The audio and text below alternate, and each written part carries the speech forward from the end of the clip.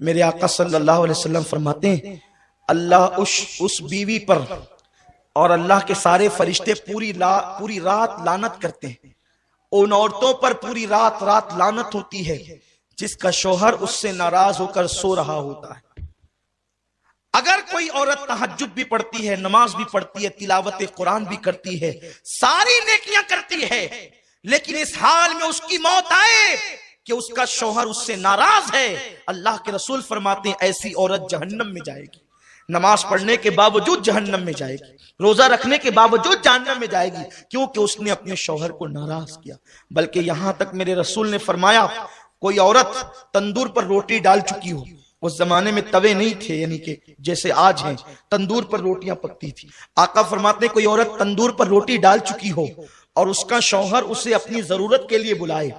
کیونکہ محفل میں سبھی لوگ ہیں، میں بہت حیا کے پردے میں حدیث پڑھ رہا ہوں،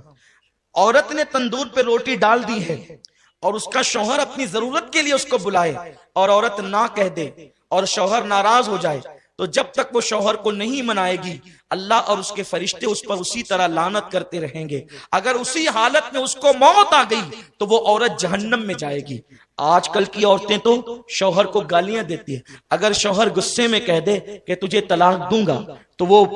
اس کا منہ دبانے کی بجائے یا معافی مانگنے کی بجائے یا اس سے لجاجت کرنے کی بجائے، آج کی عورتیں اتنی بے باک ہو گئی ہے کہ یہاں تک ہم نے سنا ہے لوگوں سے، لوگ آ کر کے بتاتے ہیں، ہمیں تو نہیں پتا لیکن لوگ آ کر کے بتاتے ہیں کہ شوہر نے کہا کہ طلاق دوں گا، کہتے اگر تیرے باپ کا ہوگا تو دے کے بتا۔ استغفر اللہ، جو عورتیں اس قدر بے باک ہو گئی ہو، ایسی عورتیں لعنتی ہے جو اپنے شوہر سے طلاق کا مطالبہ کرتی ہے۔ اللہ اکبر، میرے رسول صلی اللہ علیہ وسلم فرماتے ہیں کہ اگر کسی کے شوہر کے جسم میں پھوڑے پیدا ہو جائیں، پھنسیاں پیدا ہو جائے اور اس سے پیپ بے بے کر کے نکل رہا ہو اور اس کی بیوی اس کو زبان سے چاٹ چاٹ کر صاف کرے تو بھی بیوی اپنے شوہر کا حق ادا نہیں کر سکتی۔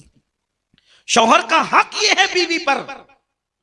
کہ اگر شوہر کے بدن کے زخم کو وہ زبان سے چاٹ کر صاف کرے تو بھی حق ادا نہیں کر سکتی۔ اور اللہ کے رسول صلی اللہ علیہ وسلم فرماتے ہیں اگر میں اللہ کے سوا کسی کو سجدہ کرنے کی اجازت دیتا تو میں عورتوں کو کہتا کہ وہ اپنے شوہر کو سجدہ کرے، لیکن چونکہ غیر اللہ کو سجدہ جائز نہیں اس لیے عورتوں کو اجازت نہیں، لیکن عورت اپنی ہر خوشی کو اپنے شوہر کی خوشی پہ قربان کر دے۔ اللہ اکبر، اگر شوہر کہہ دے تم نے اسٹور نہیں جانا تو وہ دن بھر عورتوں کا موڈ آف ہو جاتا ہے۔ شوہر کہہ دے تم نے ماں کے یہاں نہیں جانا تو جھگڑا کرنے لگتی ہے عورتیں۔ پتہ نہیں یہ عورتیں اتنی بے باک کیسے ہو گئی۔ جن عورتوں کو شوہر کو ستاتے دیکھو سمجھ جاؤ ان کا ٹھکانہ جہنم ہے۔ اللہ کے حبیب صلی اللہ علیہ وسلم فرماتے ہیں کہ میں نے جہنم میں سب سے زیادہ عورتوں کو دیکھا، کیونکہ عورتیں اپنے شوہر کی ناشکری ہوتی ہیں، یعنی ان کو ہر دن ہر چیز ملے اور کبھی نہ ملے تو بس ان کا ایک جملہ تو یہ آپ سن ہی لیں گے کہ جب سے اس گھر میں آئی ہوں مجھے کبھی خوشی نہیں ملی، جب سے اس گھر میں آئی ہوں میرا مطالبہ پورا نہیں ہوا، حالانکہ ہر دن پورا ہوا۔ یہ ناشکری صرف شوہر کی نہیں، یہ اللہ کی ناشکری ہے، اور ایسی عورتیں جہنم میں جائے گی۔ اور پھر ماں باپ بھی اتنے بگڑ گئے، اللہ رحم و کرم فرمائے کہ اگر بیٹی شوہر کا شکوہ لے کر کے آتی ہے تو ماں باپ کہتے ہیں بیٹی ہم کوئی فقیر تھوڑی ہے، ہم کوئی جو ہے وہ اتنے گئے گزرے تھوڑی ہیں، اگر وہ تجھے پریشان کرتا ہے اس کے بچے اس کے منہ پہ پھینک کر کے ہمارے یہاں آنا، ہم تجھے پال لیں گے۔ کیا 18 سال پہلے تجھے پالے تھے تو آج تجھے پال نہیں سکتے؟ اور پھر دیکھنا ہم اسے کیسے کورٹ کی چکر کھلائیں گے، اس پہ کیس کریں گے اور یہ کریں گے، اور پھر بیٹی کو شے ملتی ہے اور بیٹی ہوشیار ہوتی ہے، پھر وہ لڑتی ہے۔ لیکن اس باپ اور اس ماں کو نہیں معلوم کہ ظالموں اگر تم نے اس کے شوہر کے خلاف اس کو بھڑکایا تو اللہ نے تمہارے لیے جہنم کا دہکتا ہوا عذاب تیار کر دیا۔ آپ جانتے ہیں بیوی اور شوہر میں جدائی پیدا کرنے والوں کو اللہ کے رسول نے شیطان کی اولاد کہا ہے۔ اگر کوئی بیوی اپنے شوہر کی شکایت لے کر